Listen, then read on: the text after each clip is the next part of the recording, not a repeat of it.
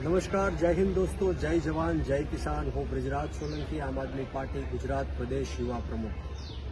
બોટાદ જિલ્લાની અંદર હળદળ ગામ ખાતે જે પોલીસ દ્વારા સમગ્ર ગામ ઉપર અન્યાય અને અત્યાચાર કરવામાં આવ્યો છે, હજારો ખેડૂતો ઉપર, નિર્દોષ લોકો ઉપર જે લાઠીચાર્જનો બનાવ બન્યો છે, ટીયર ગેસ છોડવામાં આવ્યા છે, નિર્દોષ લોકોના ઘર તોડીને ઘરની અંદરથી બહાર કાઢીને લોહી લુહાણ કરી દેવામાં આવ્યા છે, ત્યારે હું ચોક્કસપણે માનું છું કે આ ભ્રષ્ટાચારી ભારતીય જનતા પાર્ટીનું એક ષડયંત્ર છે. અવારનવાર ગુજરાતની અંદર જોયું છે કે ખેડૂતો જ્યારે હક અને અધિકાર માંગવા માટે જાય છે ત્યારે એમની ઉપર લાઠીચાર્જ કરવામાં આવે છે, ખોટા કેસો કરીને એમને જેલમાં નાખવામાં આવે છે.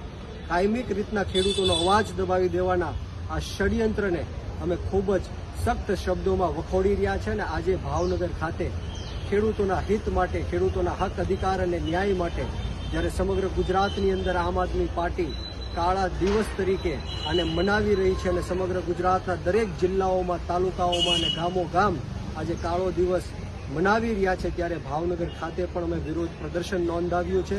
અને માત્ર ને માત્ર ભ્રષ્ટાચારી ભારતીય જનતા પાર્ટીને એટલું જ કહેવા માટે હું આ માંગણી કરું છું, વિડીયો બનાવું છું કે તમે ગમે એટલો અન્યાય કરો કે અત્યાચાર કરો, અમે કોઈનાથી ડરવાના નથી. અમે ખેડૂતોના હક અધિકાર અને ન્યાય માટે છેલ્લા શ્વાસ સુધી લડી લેવા માટે તૈયાર છીએ. તમે ખોટા કેસો કરો, અમારા નેતાઓને જેલમાં નાખો.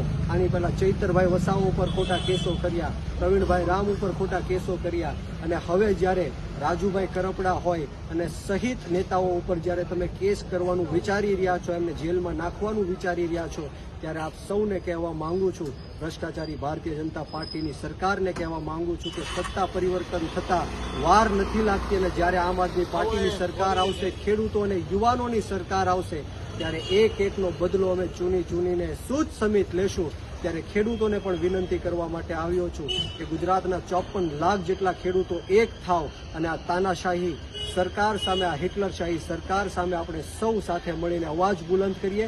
જય હિન્દ, જય ભારત, જય જય ગરવી ગુજરાત, જય જવાન, જય કિસાન.